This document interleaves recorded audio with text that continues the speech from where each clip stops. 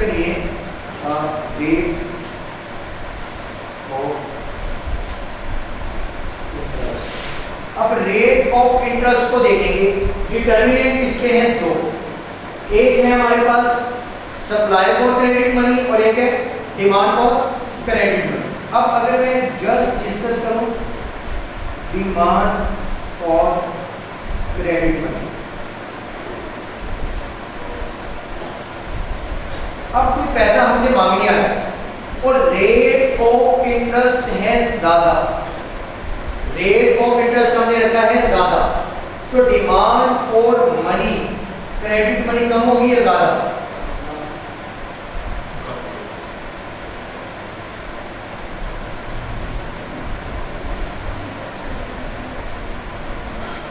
Rate रखा है high. अगर रेट ऑफ इंटरेस्ट हमने पहले ही हाई रखा है, कोई हमसे लोन लेने आएगा, क्योंकि डिमांड फॉर क्रेडिट मनी है ना, हमसे क्रेडिट पे कुछ पैसा मांगने आएगा या उसे चाहिए और हमारा रेट है हाई, तो वो डिमांड फॉर मनी ज्यादा होगी, उसके लिए मतलब पैसा ज्यादा लेके जाएगा या कम? कम। तो वो डिमांड फॉर मनी कम करेगा, मींस वो कहेगा कि भाई आपका रेट बहुत ज्यादा है तो मैं बहुत कम पैसा लेके जाऊंगा। लेकिन अगर हमने पैसा उधार पे लेना है, अगर हमने पैसा उधार पे लेना है तो हमें रेट कम करके देना पड़ेगा या ज्यादा करके? अगेन अगर रेट ऑफ इंटरेस्ट मार्केट में है हाई और आप सप्लाई करना चाहते हैं पैसे की, तो हाई रेट पे सप्लाई पैसे की कम होगी या ज्यादा? आप रेट हाई चार्ज करते हैं, मेरे पास मैं लोगों को लोन प्रोवाइड करना चाहता हूं, मेरे पास बहुत ज्यादा पैसा है, रेट मैंने रखा है 25%। अगर 25% रेट है तो मैं कितने ज्यादा रेट पे क्या पैसे की सप्लाई कर सकूंगा? नहीं। लोग आएंगे तो वो रेट देखते हो कहेंगे भाई हम तो नहीं लेते उधार, क्योंकि मैंने सप्लाई करनी है ना। मैं सप्लाई क्रेडिट मनी की उस वक्त कर पाऊंगा जब मैं रेट को कम करूंगा। अगर मैं करता हूं रेट को कम, अगर मैंने किया रेट कम, तो सप्लाई ऑफ क्रेडिट मनी क्या हो जाएगी?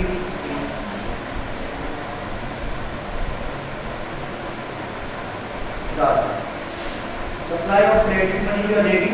ज्यादा। मींस इसका कॉन्सेप्ट मनी सप्लाई भी करेगी। और अगर मैं रेट रखता हूं ज्यादा, अगर मैंने रेट रखा ज्यादा और या कोई एक पर्सन है जैसे मैं ही हूं, मेरे पास है रेट ज्यादा, अब मैं खुद नहीं कह रहा कि भाई मैंने सप्लाई करनी है, पैसा लोगों में तकसीम करना है, मैं लोगों को उधार पे पैसा देना चाहता हूं। अगर तो मैं लोगों को उधार पे पैसा खुद देना चाहता हूं तो मुझे जब तक मैं रेट कम नहीं करूंगा लोग पैसा नहीं देंगे। अगर मेरे पास पैसा है और आप लोगों को जरूरत है, आप लोग आएंगे तो मैं रेट क्या करूंगा? हाई चार्ज करूंगा। जब मैं रेट हाई चार्ज करूंगा और आप लोगों को डिमांड भी है तो रिलेशन डायरेक्ट होगा या इनवर्स? इनवर्स नहीं होगा। आप बढ़ते हुए रेट के अकॉर्डिंग पैसा मुझसे ले तो लेंगे लेकिन कम, डिमांड अपनी क्या कर देंगे? कम। पहले अगर 10 मिलियन लेना था तो आप कहेंगे भाई रेट बहुत ज्यादा है, माना मुझे पैसे चाहिए लेकिन मैं 10 मिलियन नहीं 5 मिलियन लूंगा या 4 मिलियन, तो डिमांड फॉर मनी आप क्या कर देंगे? कम कर देंगे। अगर रेट ज्यादा, दोनों सिनेरियोस डिफरेंट है। एक खुद सप्लाई करना चाहते हैं, रेट कम करके करेगा। एक को पैसा चाहिए तो वो जाएगा तो रेट ज्यादा लगाएगा तो पैसा उससे क्या लेगा? कम।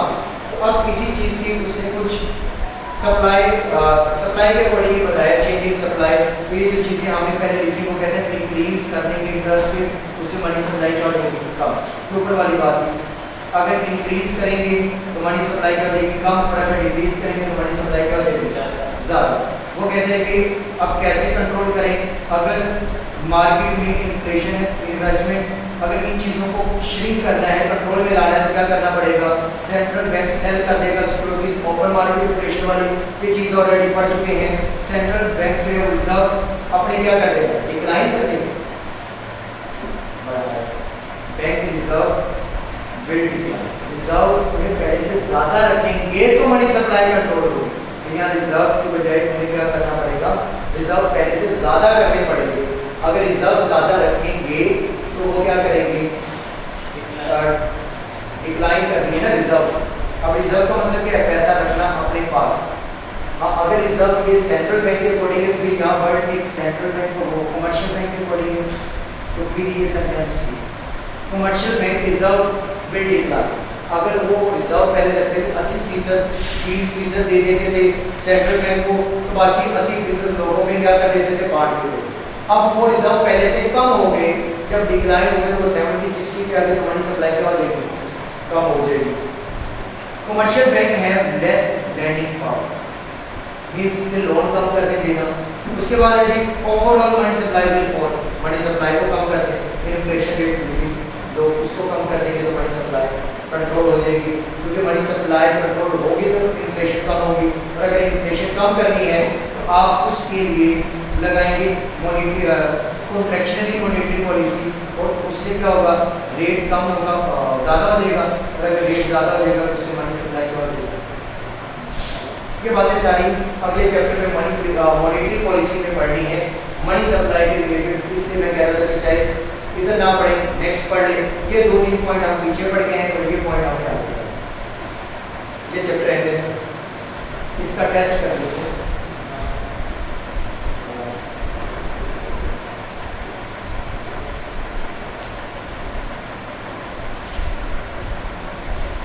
In quantity the of money M यानी कि मनी सप्लाई 90 मिलियन, P है 30,000, T 6,000 and value of P, हमें वैल्यू P कैलकुलेट करना है, तो MV is equal to PP, V इधर रहेगा तो P, तो फॉर्मूला गलत लिख रहा हूं, P की वैल्यू है 30,000, P की वैल्यू है 6,000 डिवाइडेड बाय M की वैल्यू है 90 मिलियन है, तो 90 लाख।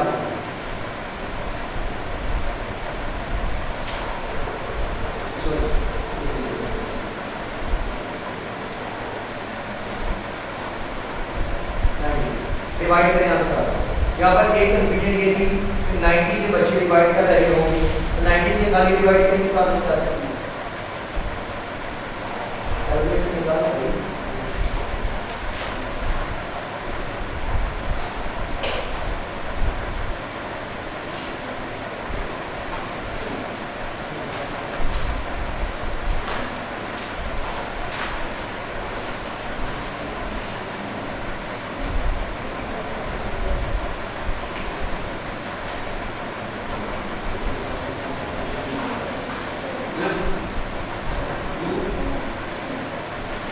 आंसर आया भाई,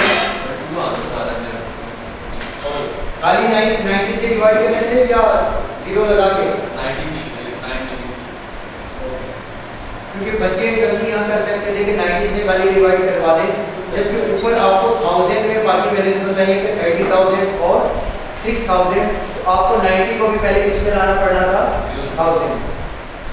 लिक्विडिटी ट्रैप अगर when interest rate closer to 0, अगर बिल्कुल इंटरेस्ट रेट कम हो गए तो भी अगर हो सकता है बॉन्ड प्राइस डिक्रीज, अगर बॉन्ड प्राइस डिक्रीज है तो इट मींस इंटरेस्ट रेट क्या है, हाई, तो अगर इंटरेस्ट रेट हाई है, ठीक है ना, बॉन्ड प्राइस डिक्रीज, अगर बॉन्ड प्राइस डिक्रीज है तो मींस के इंटरेस्ट रेट हाई है, अगर इंटरेस्ट रेट लो होगा तो बॉन्ड प्राइस की कीमत ज्यादा होगी, तो यहाँ पर रेट क्या है, high, interest rate closer to maximum, यहाँ भी हाई है।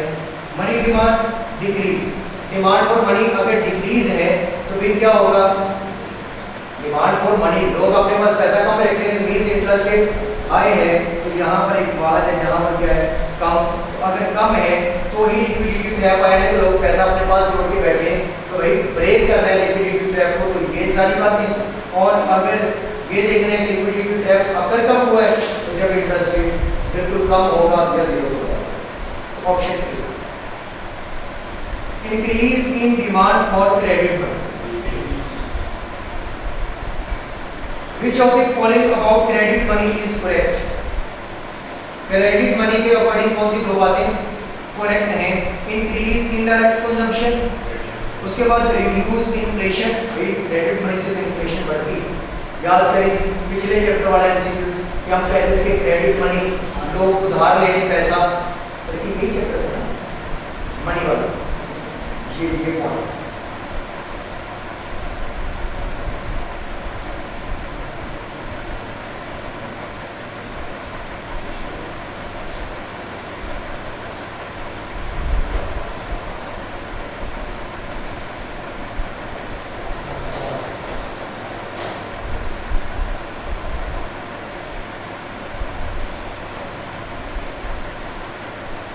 ये वाला क्रेडिट मनी के डिसएडवांटेजेस में क्रेडिट में आल्सो कॉज ऑफ इन्फ्लेशन, तो ये इससे रिलेट करता है ये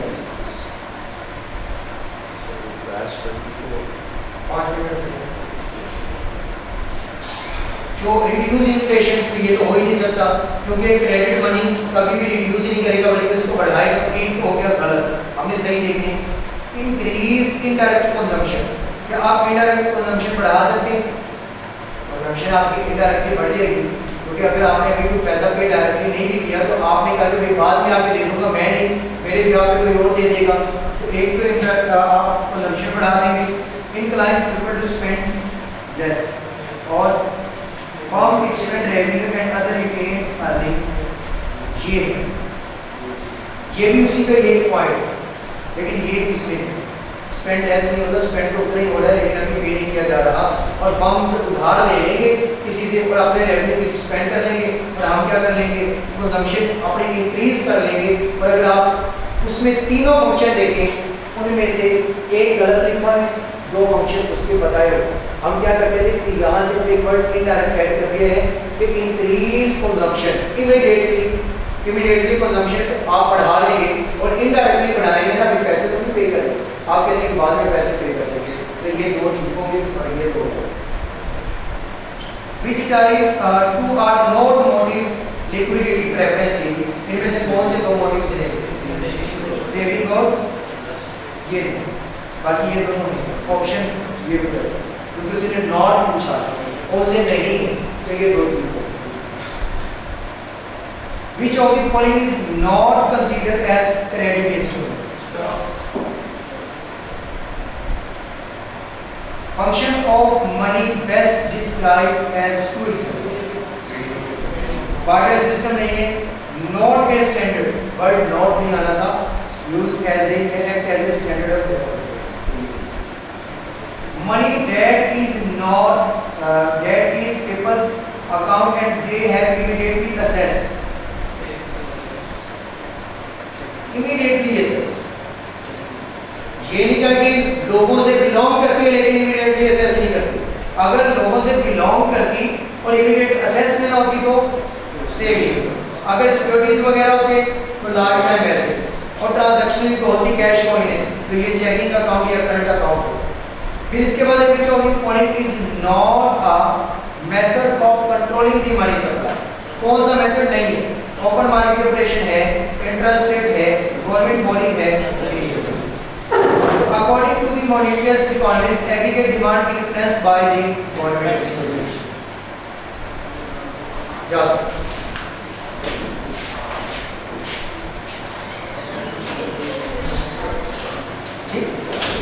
कल क्लास मैसेज पे बता दो। हाँ